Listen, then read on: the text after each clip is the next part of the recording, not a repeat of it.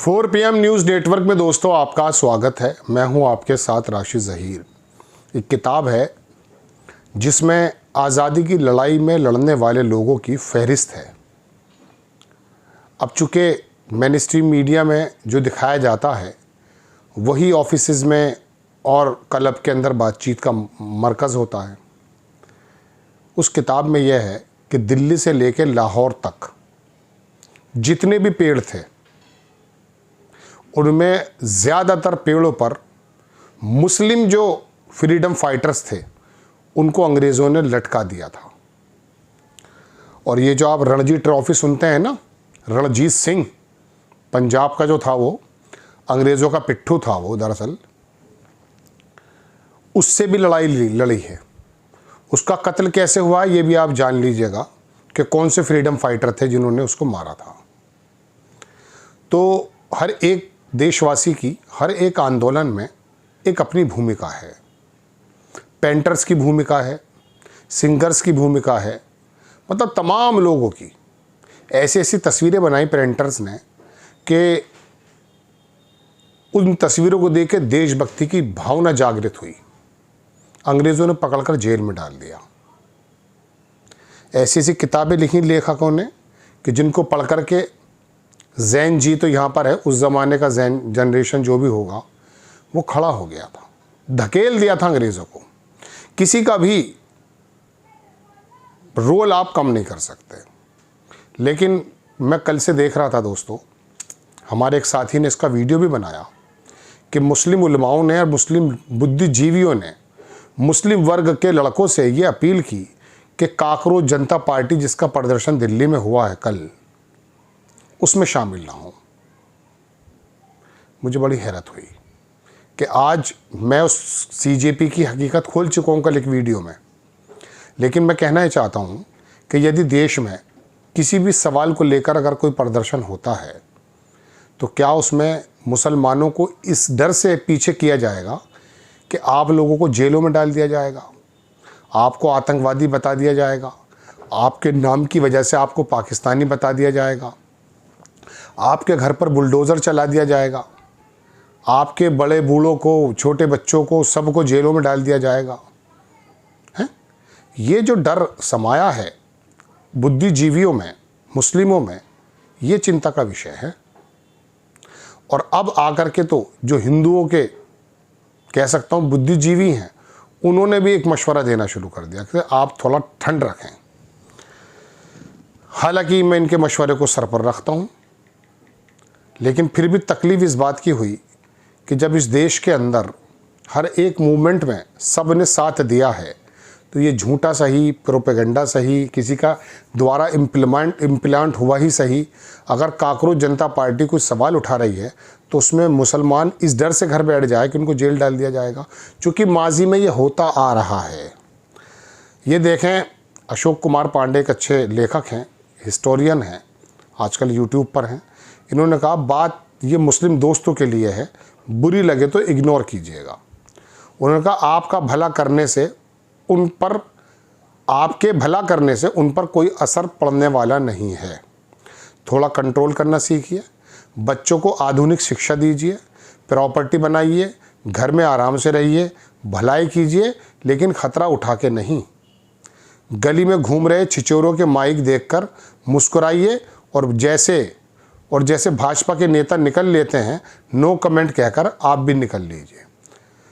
बवाल वाली जगह से पतली गली पकड़ करके निकल जाइए, आप जान बचाने जाएंगे और बेकार में फंस जाएंगे। देश का माहौल तब सुधरेगा जब बहुसंख्यक हिंदुओं को हकीकत का एहसास होगा, जब वो कट्टर राजनीति से किनारा कर लेंगे। तब तक ठंड रखिए। ये जो आखिर की 2 लाइनें हैं ना, ये असल मर्ज है। देश का माहौल तब सुधरेगा जब बहुसंख्यक हिंदुओं को हकीकत का एहसास होगा, जब वो कट्टर राजनीति से किनारा कर लेंगे। ये है वो जहर जिसकी वजह से बीजेपी सरकार बनाती है। मैं खुलकर कह रहा हूँ आपके सामने। आरएसएस के जितने भी प्रोपेगेंडे वाले अखबारात हैं उन्हें आप देखें, उनमें सिर्फ़ और सिर्फ मुसलमानों को टेररिस्ट बता करके, आतंकवादी, अराजकतावादी बता करके बहुसंख्यक वर्ग को ये बताया जा रहा है कि आप बचिए, हम हटे तो तुम पिटे, ये चल रहा है आजकल।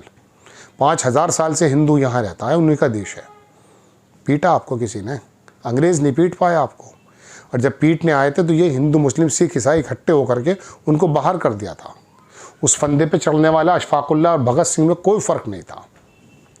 लेकिन मौजूदा माहौल में, इसके अलावा मैं कई सारे मुस्लिमों को भी दिखा सकता हूँ, कल देख चुके आप।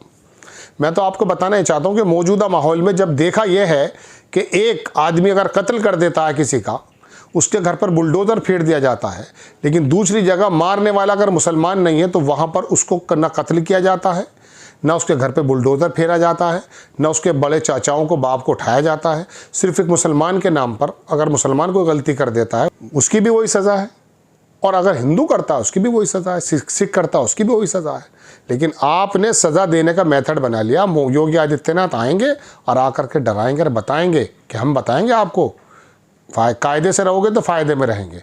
अरे भाई, जब ठाकुर कायदे से नहीं रहता तो उसको तो फ़ायदे की बात बताओ ना।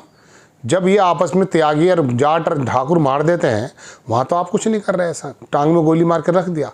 एक बच्ची का कत्ल किया गया अभी उत्तर प्रदेश के किसी शहर में। मेरी बात का यकीन मान लीजिएगा, बस जो मैं आपसे कह रहा हूँ, मेरा कलेजा फट गया। 1 सवा साल की बच्ची को उसने ज़मीन पर जो पटक के मारा है, तो उसे बिलर किया था। मैंने वैसा सीन बाद में आए, यकीन मानिए मैंने देखा नहीं। उसने 6, 7, 8 मरतबा उस बच्ची को ज़मीन पर मार दिया। पहली बार ही उसकी चीख निकली थी सिर्फ। बच्ची ना हिंदू है ना मुस्लिम है, मैं अपने दिल से बात कर रहा हूँ आपसे इस वक्त। बच्ची ना हिंदू ना मुस्लिम, वो बच्चा सिर्फ बच्चा था। उसके पैर पर गोली मार दिया आपने, जबकि मैं संविधान का पूरा साथ करते हुए मैं ये चाहता था, मेरे दिल की ख्वाहिश थी कि पूरे हिंदुस्तान के सामने उसे गोलियों से छलनी कर दिया जाता या उसे फांसी पर चढ़ाया जाता। लेकिन आप ना उसके घर पे बुलडोज़र चलाएंगे, जबकि ये जुर्म, इससे बड़ा जुर्म नहीं हो सकता। लेकिन मैं क्या करूं, इस बच्ची का सवाल थोड़ी है।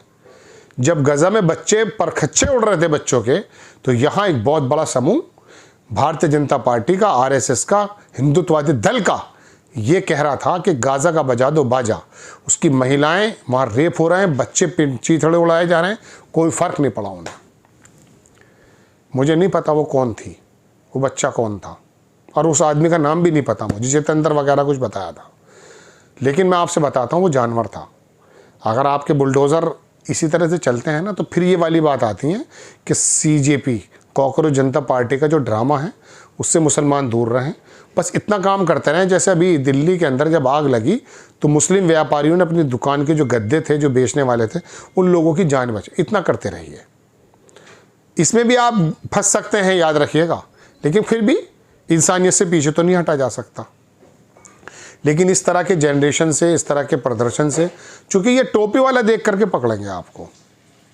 ये जो मेनस्ट्रीम मीडिया है ना, जिसका दिवाला निकलने वाला है अभी, ये लोग दाढ़ी वालों को 5000 रुपये पर जलील होने के लिए बुलाते हैं।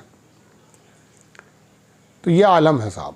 तो अब गैर मुस्लिम बुद्धिजीवी भी ये मशवरा दे रहे हैं आपको कि आप अपने घर रहिए। ये डर है। ये देखिए, वो भी जानते हैं कि जेलों में सड़ा दिए जाएंगे आप। जय हिंद।